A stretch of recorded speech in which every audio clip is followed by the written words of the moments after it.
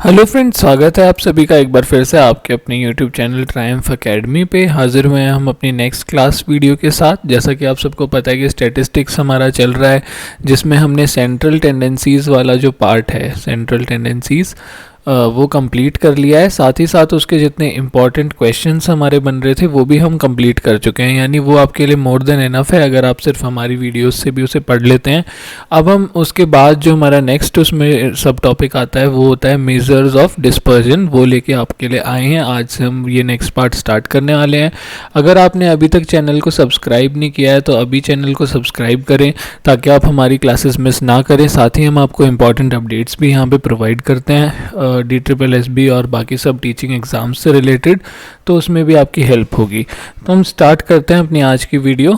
तो सबसे पहले डिस्पर्जन देखो, सेंट्रल टेंडेंसी हमने पढ़ी थी। सेंट्रल टेंडेंसी में हमारे पास था मीन, मोड और मीडियन, फिर इनके बीच का रिलेशन और उससे पहले डेटा इंटरप्रिटेशन।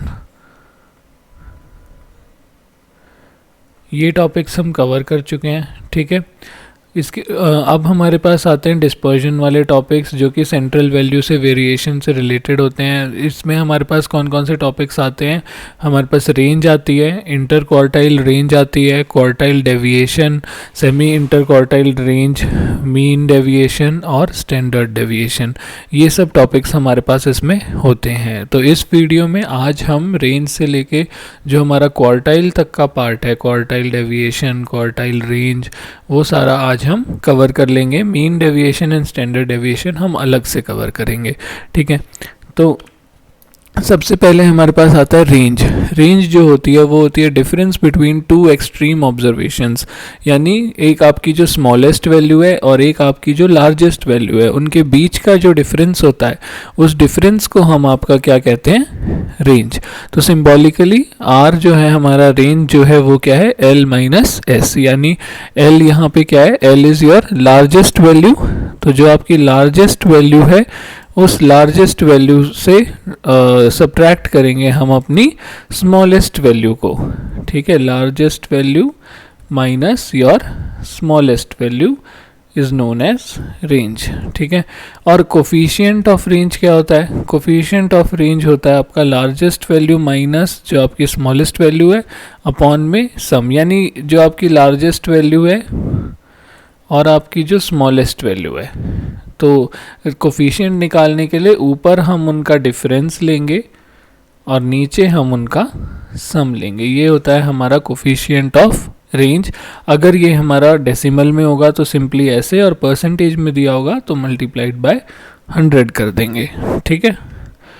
इसके बाद हमारे पास आता है क्वार्टाइल।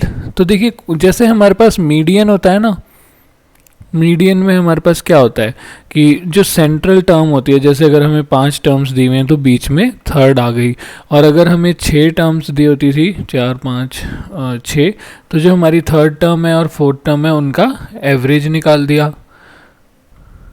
इसी तरीके से तो हम अपना मीडियन निकालते थे ना। तो इसी तरीके से क्वार्टाइल में क्या होता है? क्वार्टाइल में हम अब n/2th की जगह n/4th टर्म देखते हैं, ठीक है।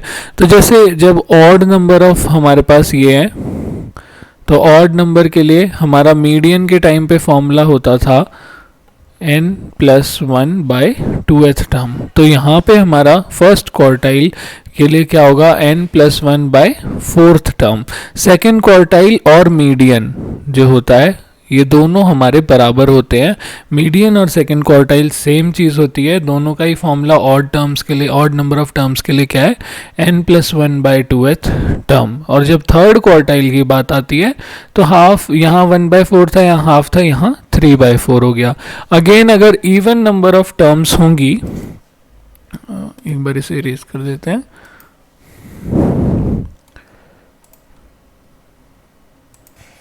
इवन नंबर ऑफ टर्म्स के लिए हम लोग क्या करेंगे? इवन जब हम मीडियन निकालते थे तो इवन नंबर ऑफ टर्म्स के लिए हम लेते थे हमारी n/2th plus n/2 plus 1th जो टर्म थी उनका एवरेज। तो यहाँ हम क्या लेंगे? जब हम Q1 निकाल रहे होंगे तो Q1 के लिए हम लेंगे n/4th टर्म प्लस जो हमारी n/4 प्लस 1th टर्म होगी, उन दोनों का एवरेज। फिर Q2 तो हमारा मीडियन ही है, तो सेम यही वाला फॉर्मूला लग जाएगा। और Q3 के लिए हम क्या लेंगे, 3n/4 term plus 3n/4 plus 1th term, ठीक है, इन दोनों टर्म्स का एवरेज। तो ये तो हमारा हो गया जब हमें डिस्क्रीट एक सीरीज दी हुई है, नंबर ऑफ टर्म्स अगर ऑड हैं तो क्या लगेगा, नंबर ऑफ टर्म अगर इवन है तो क्या लगेगा। पर अब हम बात करते हैं जब ग्रुप्ड डेटा हमें दे रखा होगा, ठीक है। तो ग्रुप्ड डेटा के केस में किस तरीके से करना है वो देख लेते हैं। तो जब ग्रुप्ड डेटा दिया होता है तो वहाँ पे हमारा मीडियन का फॉर्मूला क्या होता था, L plus n/2 minus C यानी cumulative frequency of preceding class upon frequency into class size, ये फॉर्मूला होता था। तो क्वार्टाइल के लिए भी सेम है, बस हम क्या करते हैं कि जब हमें क्वार्टाइल फर्स्ट क्वार्टाइल निकालना होता है तो यहाँ पे n/2 की जगह क्या आ जाएगा, n/4। r की वैल्यू ये जो यहाँ r दिया है ये 1 हो जाती है फर्स्ट क्वार्टाइल के लिए। देखो QR हमारा यहाँ rth क्वार्टाइल है, वो चाहे फर्स्ट हो, सेकेंड हो, थर्ड हो। L1 हमारे क्या है, lower limit of quartile class. L2 क्या है, upper limit of quartile class. F frequency of quartile class, C उसके प्रीसीडिंग क्लास की क्यूमुलेटिव फ्रीक्वेंसी, और N total number of observations. तो यहाँ पे हम फर्स्ट क्वार्टाइल जब निकालेंगे, Q1 जब निकालेंगे तो n/4 हो गया, Q2 निकालेंगे तो n/2 हो जाता है, यहाँ पे वो मीडियन का ही फॉर्मूला हो गया। और जब Q3 निकालेंगे तो यहाँ पे 3n/4 हो जाएगा, इसीलिए यहाँ R लगाया गया है कि ये जो R है फर्स्ट क्वार्टाइल के लिए R की वैल्यू 1 होगी, तो Rn/4 जो दिया है हमें ये क्या हो जाएगा हमारा 1/4 n/4, ठीक है। जब R की वैल्यू 2 होगी तो 2n/4 यानी कि n/2, और जब R की वैल्यू 3 होगी तो 3n/4 हो जाएगा, ठीक है। बाकी सब हमारा सेम रहेगा। कुछ क्वेश्चंस के थ्रू हम इसे बेटर तरीके से अंडरस्टैंड कर सकते हैं, तो वो हम देख लेंगे अभी इसके जस्ट बाद ही। इसके बाद हमारे पास आता है इंटर क्वार्टाइल रेंज। देखिए जब हम अपना थर्ड क्वार्टाइल और अपना फर्स्ट क्वार्टाइल निकाल लेते हैं तो फिर हम निकालते हैं इंटर क्वार्टाइल रेंज, जो कि होती है उन दोनों के बीच का difference between upper quartile and lower quartile is known as inter quartile range. तो इंटर क्वार्टाइल रेंज हमारी Q3 माइनस Q1 होती है, जहाँ Q3 हमारा थर्ड क्वार्टाइल या अपर क्वार्टाइल होता है और Q1 हमारा फर्स्ट क्वार्टाइल या लोअर क्वार्टाइल होता है, ठीक है। फिर इसके बाद हमारे पास आती है क्वार्टाइल डेविएशन। तो क्वार्टाइल डेविएशन क्या होती है, जो हमारी इंटर क्वार्टाइल रेंज आई है, ठीक है, which is Q3 minus Q1 यानी थर्ड क्वार्टाइल और फर्स्ट क्वार्टाइल का डिफरेंस, अगर हम उसका हाफ कर देते हैं तो वो हमारी क्वार्टाइल डेविएशन होती है। यानी कि हमारी जो इंटर क्वार्टाइल रेंज है IQR ले लेते हैं अपॉन में 2 हमारा क्या होता है क्वार्टाइल डेविएशन, ठीक है। यहाँ पे देखिए QD is your quartile deviation and Q3 is your third quartile या अपर क्वार्टाइल कह सकते हैं, और Q1 is your first quartile या हम इसे लोअर क्वार्टाइल कह सकते हैं, ठीक है। इसके बाद जो नेक्स्ट आता है वो होता है कोफिशिएंट ऑफ क्वार्टाइल डेविएशन। देखिए जो आपका क्वार्टाइल डेविएशन है वो क्या है Q3 माइनस Q1 अपॉन 2, पर कोफिशिएंट ऑफ क्वार्टाइल डेविएशन, जैसे हमने कोफिशिएंट ऑफ रेंज देखा था ना पीछे, कोफिशिएंट ऑफ रेंज हमारा क्या था कि upper limit minus largest value minus smallest value upon largest value plus smallest value. तो यहाँ पे भी जब कोफिशिएंट ऑफ क्वार्टाइल डेविएशन की बात होती है तो अपर लार्जेस्ट वैल्यू की जगह upper quartile minus lower quartile upon में upper quartile plus lower quartile. और अगर ये कब, जब हमें डेसिमल में वैल्यू निकालनी हो और जब हमें परसेंटेज में निकालनी होती है तो मल्टीप्लाई बाय 100 कर देंगे तो परसेंट में आ जाएगी, ठीक है। तो यहाँ तक आपको समझ आया कि क्वार्टाइल वाले में सबसे पहले क्वार्टाइल होता क्या है। क्वार्टाइल में हम बस मीडियन में जैसे n/2 यूज़ करते हैं, क्वार्टाइल के लिए हम लोग Q1 के लिए n/4, Q2 के लिए 2n/4 यानी कि n/2 और Q3 के लिए 3n/4 यूज़ करते हैं। बाकी सब चीज़ें मीडियन से सेम रहती हैं। इसके बाद इंटर रेंज हमारा Q3 माइनस Q1 होता है, और क्वार्टाइल डेविएशन हमारा Q3 माइनस Q1 यानी जो इंटर क्वार्टाइल रेंज है उसका हाफ होता है। इसके बाद कोफिशिएंट ऑफ क्वार्टाइल डेविएशन आता है, जो कि हमारा Q3 माइनस Q1 जो हमारी क्वार्टाइल रेंज है, इंटर क्वार्टाइल रेंज, अपॉन में उन दोनों का सम। ठीक है, ये हमारा कोफिशिएंट ऑफ क्वार्टाइल डेविएशन आ जाता है। अब कुछ क्वेश्चंस के थ्रू हम इसे समझने की कोशिश करते हैं। देखिए, calculate the quartile deviation and it's coefficient, बल्कि हम यहाँ सभी निकाल लेते हैं। हमारी इंटर क्वार्टाइल रेंज निकाल लेंगे, क्वार्टाइल डेविएशन निकाल लेंगे, और कोफिशिएंट भी निकाल लेंगे। ठीक है, तो यहाँ पे हमें दिया हुआ है 1 2 3 4 5 6 7 8 9 10 11 वैल्यूज़। ठीक है, यानी n तो हमारा क्या है, ऑड है यहाँ पे। तो 11 वैल्यूज़ में सबसे पहला काम हमारा जो मीडियन निकालने के लिए होता है, वही क्वार्टाइल निकालने के लिए भी होता है, जो कि क्या होता है, हमें सबसे पहले इन्हें एक अरेंज करना है इंक्रीजिंग या असेंडिंग ऑर्डर में। तो अरेंज करेंगे हम, तो यहाँ सबसे छोटी वैल्यू है 24, देन उसके बाद 25, 2 बार 24 है, देन 25, देन 26, उसके बाद है हमारे पास यहाँ पे 28, 32, 38, 39, देन 42, 46 और 48। ठीक है, ये 11 वैल्यूज़ है हमारे पास। तो n हमारा 11 है, तो ये एक ऑड वैल्यू है, और ऑड वैल्यू के लिए हमारा फर्स्ट क्वार्टाइल क्या होता है, n+1/4 टर्म। तो n यहाँ 11 है, 11 + 1/4 यानी 12/4 यानी कि थर्ड टर्म। तो हमारा क्वार्टाइल 1 हो गया हमारी थर्ड टर्म, जो कि है 25। फिर हम आते हैं अपने थर्ड क्वार्टाइल पे, क्योंकि हमें देखिए क्वार्टाइल डेविएशन और कोफिशिएंट पूछा है, तो यहाँ हमसे Q2 पूछा नहीं है, तो हम निकालेंगे भी नहीं। थर्ड क्वार्टाइल के लिए 3/4 ऑफ n+1th टर्म। तो ये आपका हो गया 3/4 ऑफ n कितना है, 11, 11 + 1 12, तो ये आ गया आपका 9th टर्म। ठीक है, 9th टर्म हमारे पास यहाँ पे क्या है,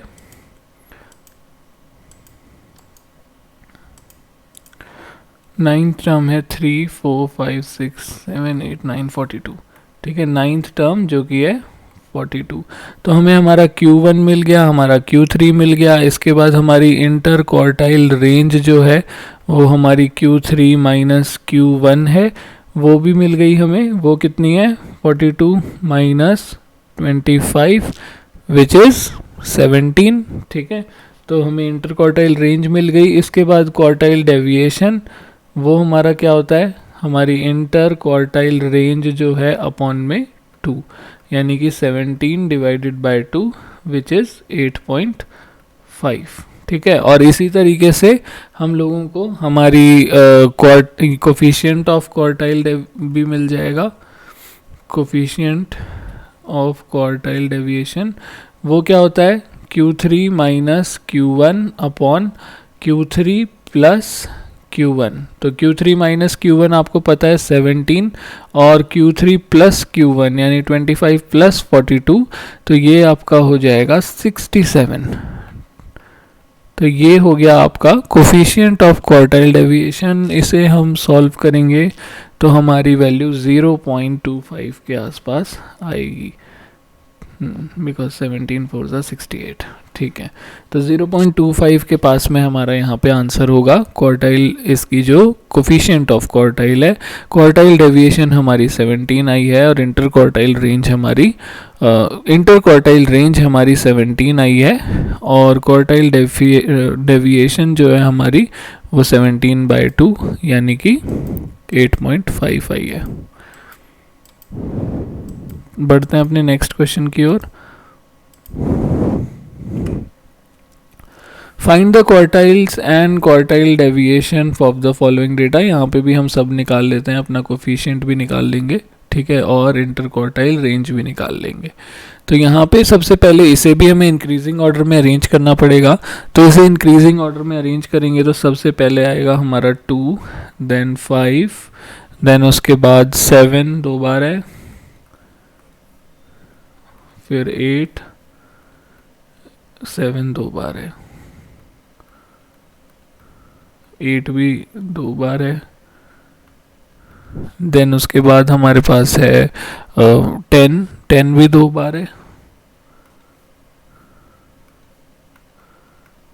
10 के बाद 14, 14 के बाद 15, 15 के बाद 17, 17 के बाद 18, 19, 20 कुछ है नहीं यहाँ पे, हमारे पास बचे हैं 27, 24, 48 और 28। तो इसमें से सबसे छोटा है 24, देन 27,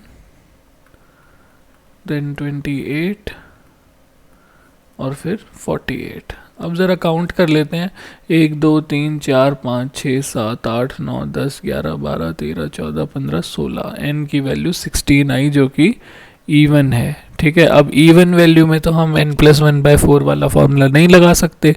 तो जैसा हमने पढ़ा था कि जब क्वार्टाइल 1 निकालना होगा तो we will take n/4th value plus n/4 plus 1th value का एवरेज। तो n यहाँ पे 16 है, 16/4 4th वैल्यू प्लस 1 कर दिया 5th वैल्यू अपॉन 2।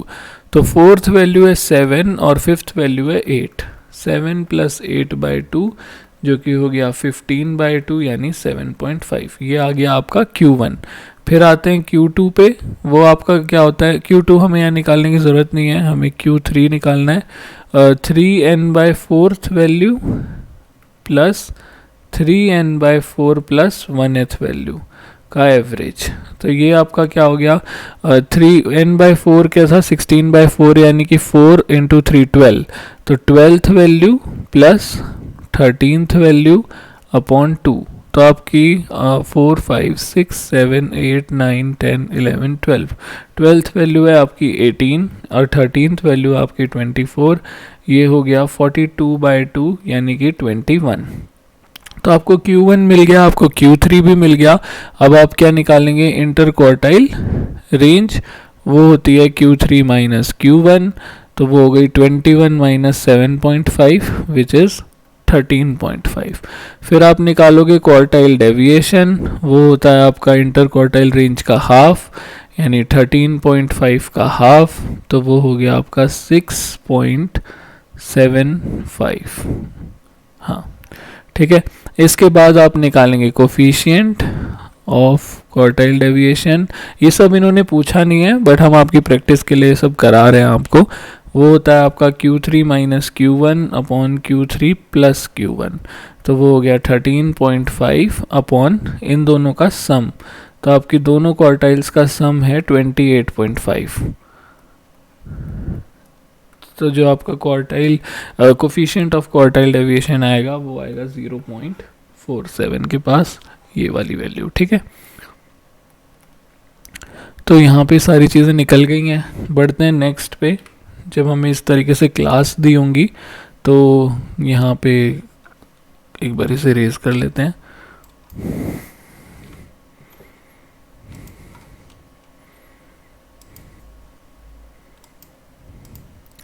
तो यहाँ पे देखिए, हम पहले अपनी टेबल बना लेंगे, क्लास फ्रीक्वेंसी क्यूमुलेटिव फ्रीक्वेंसी, जैसे मीडियन के लिए करते हैं सेम वैसे ही करेंगे।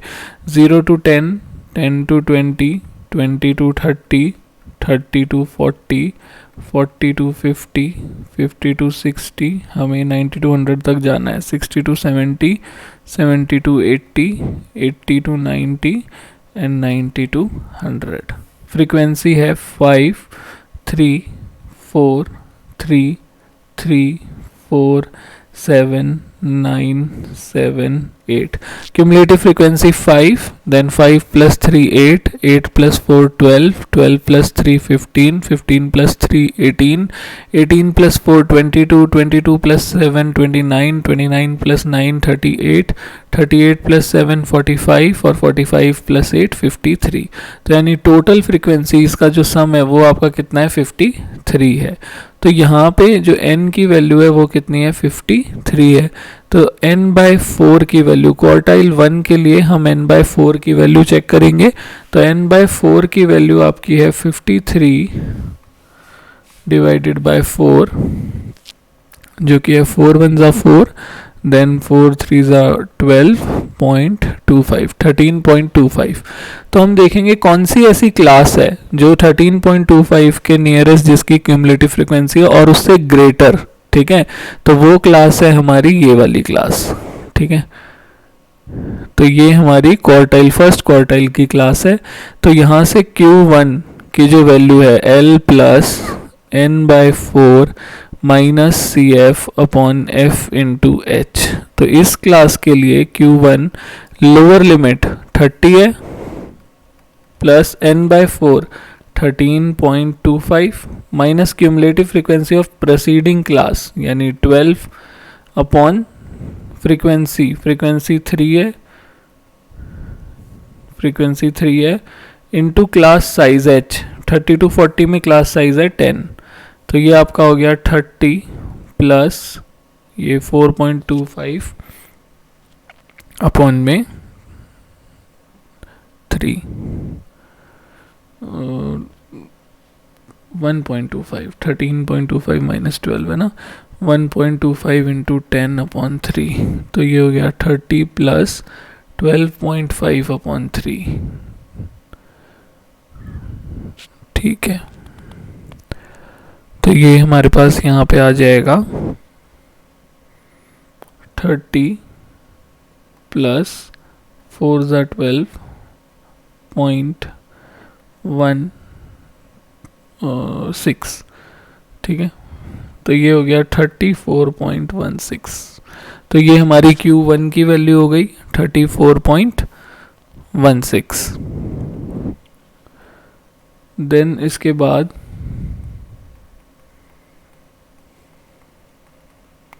फिर हमारे पास आती है नेक्स्ट क्लास हमारी। इस क्लास में ठीक है यही था, ओके। फिर नेक्स्ट उस पे आते हैं क्वार्टाइल पे, Q2 के लिए, तो सॉरी Q3 के लिए। तो Q3 के लिए हम देखेंगे 3n/4 की वैल्यू यानी 3 टाइम्स 13.25 विच इज़ 3 5 ज़ा 15, 3 2 ज़ा 6 7, 3 2 ज़ा 6 और 36.75। तो ये ग्रेटर, इससे बड़ा और इससे नियरेस्ट सबसे कौन है, ये वाली क्लास 38 वाली, ठीक है। तो इस क्लास से ले अब हम अपनी ये चेक करेंगे। तो चेक करने के लिए देखिए यहाँ नियरेस्ट इससे ये आया है, तो Q3 का फॉर्मूला भी वही होगा, L plus 3n/4 minus CF upon F into H। तो लोअर लिमिट इस क्लास की है 70 प्लस 3n/4 की वैल्यू है 36.75 माइनस क्यूमुलेटिव फ्रीक्वेंसी उससे छोटी क्लास की है 29, ठीक है। और उसमें से अगर आप माइनस करेंगे अब अपॉन फ्रीक्वेंसी है 9 इंटू क्लास साइज वही है 10, ठीक है। तो ये वाली क्लास के हमारे सबसे नियरेस्ट और सबसे ग्रेटेस्ट अगर हम देखते हैं तो ये वाली क्लास पड़ती है उसके। तो अब चेक करिए आगे, ये हो जाएगा 70 प्लस 36.75 माइनस 29, तो ये हो गया 7.75 अपॉन 9 इंटू 10। तो ये हो गया 70 प्लस 77.5 अपॉन 9। तो ये हो गया 9 7 ज़ा 63, 9 8 ज़ा 72, 55 बच गया, और 9 6 ज़ा 54 और 1 8.61 के पास हमारा Q3 भी आ गया। अब अगर हमें इसमें और चीज़ें निकालनी है जैसे कि हमारी IQR, तो वो क्या होगा, Q3 माइनस Q1, तो वो डिफरेंस ये हो गया 70 प्लस 8.6 यानी कि 78.61। तो ये हो गया 78.61 माइनस 34.16, ठीक है। 78.61 माइनस 34.16, तो ये हमारे पास आ जाएगा 44 पॉइंट, यहाँ जगह कम है इसीलिए हम डायरेक्ट करके लिख रहे हैं 44.45, तो ये तो आ गई हमारी इंटरक्वार्टाइल रेंज। इसके बाद आते हैं क्वार्टाइल डेविएशन पे। क्वार्टाइल डेविएशन उसका हाफ होता है, तो 44.45/2 यानी 22.225। तो ये हमारी क्वार्टाइल डेविएशन हो गई। और इसके बाद हमारी आती है कोफिशिएंट। तो कोफिशिएंट क्या होगा, Q3 minus Q1 upon Q3 plus Q1। तो Q3 माइनस Q1 हमारा कितना था, 44.45, और इन दोनों का सम अगर हम करेंगे तो ये होगा 7 अपॉन में 12 एंड 112, 44.45 डिवाइडेड बाय 112.77। और जब इसे हम सॉल्व करेंगे तो ये आएगा 0.39। तो ये हमारी कोफिशिएंट ऑफ क्वार्टाइल डेविएशन हो गया। तो आपको एक आइडिया लग गया होगा अभी कि किस तरीके से हम ये सब सॉल्व कर रहे हैं, क्या फॉर्मेट है। कुछ कैलकुलेशन मिस्टेक कहीं बीच में हो सकती है, वैसे हमने अपनी तरफ से पूरी कोशिश की है कि सब एकदम स्टेप वाइज और एकदम क्लियर वे में किया जाए, ठीक है। तो आपको मेथड समझाना हमारी यहाँ पे काफ़ी बड़ी वो थी, कंसर्न हमारा था। मेथड आपको समझ आ गया है तो आप कर सकते हो। मेथड से भी ज़्यादा आपको पता है कि जो एग्ज़ाम आपका होता है वहाँ पे आपको इतने बड़े क्वेश्चन सॉल्व करने के लिए शायद ना दें, पर जब आप ये सब प्रैक्टिस करते हो ना, तभी आपको ये फॉर्मूलाज और कहाँ पे कौन सी चीज़ यूज़ करनी है वो याद रह पाता है। अभी जब हम इससे इम्पॉर्टेंट क्वेश्चंस करेंगे तो उसमें हम ये देखेंगे कि एग्ज़ाम पॉइंट ऑफ व्यू से किस तरीके के जो क्वेश्चंस हैं वो आपके लिए इम्पॉर्टेंट हैं। फिलहाल आपको कॉन्सेप्ट समझना बहुत ज़रूरी है, बिकॉज कहीं से भी कुछ भी पूछा जा सकता है। तो अगर आपको पूरा प्रोसेस पता है तो आप कुछ भी कर सकते हैं, ठीक है। तो आज की वीडियो में इतना ही फ्रेंड्स, मिलते हैं अपनी नेक्स्ट वीडियो में नेक्स्ट क्लास के साथ, जिसमें हम बचे हुए पार्ट्स करेंगे डिस्पर्जन वाले पार्ट के। और अगर आपको हमारी वीडियोस पसंद आती हैं तो वीडियो को लाइक शेयर करना ना भूलें, साथ ही साथ चैनल को सब्सक्राइब ज़रूर करें, क्योंकि आपका एक सब्सक्रिप्शन भी हमें मोटिवेट करता है कि हम इसी तरीके से आपके लिए जो क्लासेस लाते रहें, और जो हमारा गोल है कंप्लीट कोर्स कराने का आपको, वो गोल हम अचीव कर पाएँ। क्योंकि हमें जितनी आपको कंटेंट की ज़रूरत है उतनी हमें भी आपकी तरफ से आपके रिस्पॉन्सेज की ज़रूरत है। तो हमें कमेंट्स में अपने रिस्पॉन्सेज ज़रूर दें। कोई प्रॉब्लम अगर आपको फेस कर रहे हैं हमारी क्लासेस में तो आप हमें कमेंट्स के थ्रू बता सकते हो। हम 100% उस पर पूरी कोशिश करेंगे कि हम उसे इम्प्रूव कर सकें, ठीक है। तो आज की वीडियो में इतना ही फ्रेंड्स, मिलते हैं अपनी नेक्स्ट क्लास में।